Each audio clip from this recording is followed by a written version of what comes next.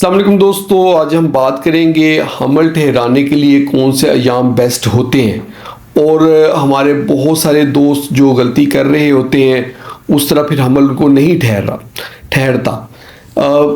ये थोड़ी सी ना कॉम्प्लिकेटेड चीज़ें होती हैं, इसलिए सिंपल एडवाइस होती है जो समझने में आसानी हो, करने में आसानी हो। आप ऐसे सिंपली कर लें कि जैसी मेंसेस ख़त्म हुए तो उसके बाद हम बिस्तरी करें, उसके बाद जो ना 2 दिन का गैप डालें और तीसरे दिन हम बिस्तरी करें। जैसे फ़र्ज़ कर लें कि अगर मंडे को हम बिस्तरी की है, ट्यूसडे और वेडनेसडे को हम बिस्तरी नहीं करनी और थर्सडे को कर लेनी है। थर्सडे को कर ली है तो फ्राइडे सैटरडे को करनी, फिर संडे को कर लेनी। यानी कि 1 day intercourse 2 day gap, 1 day intercourse 2 day gap. ये एक सिंपल सा फार्मूला आप रखें और इसी तरह ही टिल नेक्स्ट मेंसेस चलने दें। एक ये बात। और इस तरह नहीं करते जी पहले मेंसेस आए हैं तो फ़ौरन डेली हम बिस्तरी कर ली, उसके बाद फिर गैप दे दिया लंबा। मैं इसके नुकसान अभी आपको बताता हूँ इसके क्या नुकसान होता है। एक तो ये चीज़ आपने अपने जहन में रखनी है कि इस तरह आप सिंपल कर लें। अब जो लोग गलतियाँ करते हैं वो बताता हूँ क्या करते हैं। हमें जी किसी ने कहा था कि आप पूरा हफ्ता हम बिस्तरी ना करें और ओवुलेशन डे होता है 14वां दिन, उस दिन कर लें, उस दिन बहुत अच्छा होगा तो हमल ठहर जाएगा। गलत है। गलत क्यों है?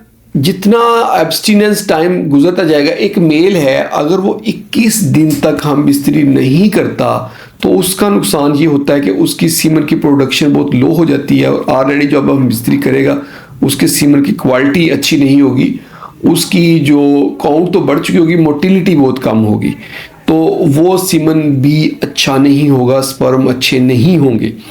तो अब्स्टिनेंस पीरियड बढ़ा लिया, 7 दिन 10 दिन कर लिया, ये भी अच्छा नहीं है। फिर वो क्या गलती कर रहे होते हैं, जब मेंसेस आए उसके बाद ओवुलेशन डेज तक डेली हर रोज़ हम बिस्तरी करें, ये भी गलत है। देखिए, एक दफ़ा हम बिस्तरी की है उसके बाद सीमन को दोबारा अच्छी कंडीशन में प्रोड्यूस होने के लिए कम अज़ कम 48 घंटे से 72 घंटे चाहिए होते हैं। अब हो ये रहा है कि 48 से 72 घंटे उसको नहीं मिल रहे। आज हम बिस्तरी की, कल फिर कर ली, तो जो प्रोडक्शन है वो तो कच्ची प्रोडक्शन है ना। इस पर सीमन बनने के लिए 72 घंटे पूरे चाहिए कि वो प्रोड्यूस अच्छा हो जाए। तो प्रोडक्शन कच्ची प्रोडक्शन, थोड़ी प्रोडक्शन होगी।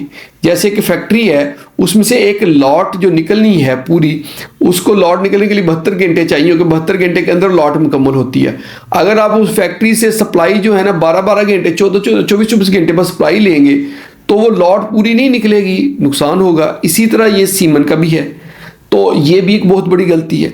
कभी भी ऐसे ना करें कि डेली हम बिस्तरी करें, उसका भी नुकसान है। और कभी भी एक हफ्ते से ज़्यादा का अब्स्टिनेंस पीरियड, यानी इसको वक्फा कहते हैं, एक हफ्ते से ज़्यादा का जो हम बिस्तरी ना करने का जो एक पीरियड है वो रखा होता है, ऐसे भी हरगिज़ नहीं करना।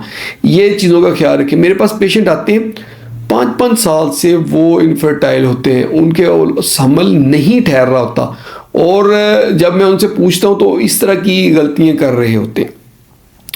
ये जो है ना रूटीन की गलतियाँ हैं, ये आपने नहीं करनी, हमल इंशाल्लाह ठहर जाएगा।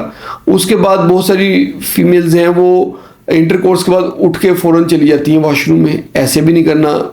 इंटरकोर्स हो गया तो उसके बाद लेटे रहना है, कम से कम 20 मिनट लेटे रहें, तो उससे भी फ़ायदा होता है। अपने बटक्स के नीचे अगर पिलो रख लेती हैं तो उससे ज़्यादा बेहतरी आएगी, वो भी एक अच्छी चीज़ है, वो भी कर सकती हैं। ये चीज़ें करें और अपने डॉक्टर को मुसलसल चेक करवाते रहें।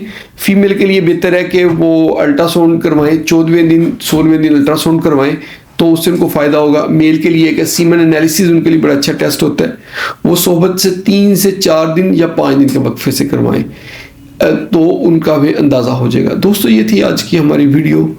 होप आप लोगों को वीडियो अच्छी लगी होगी। अगर वीडियो अच्छी लगी तो इसको लाइक कर दें और इसको शेयर करें अपने दोस्तों के साथ। हमारे चैनल को जल्दी से सब्सक्राइब करें ताकि आपको हेल्थ से रिलेटेड अच्छी वीडियोस मिलती रहे।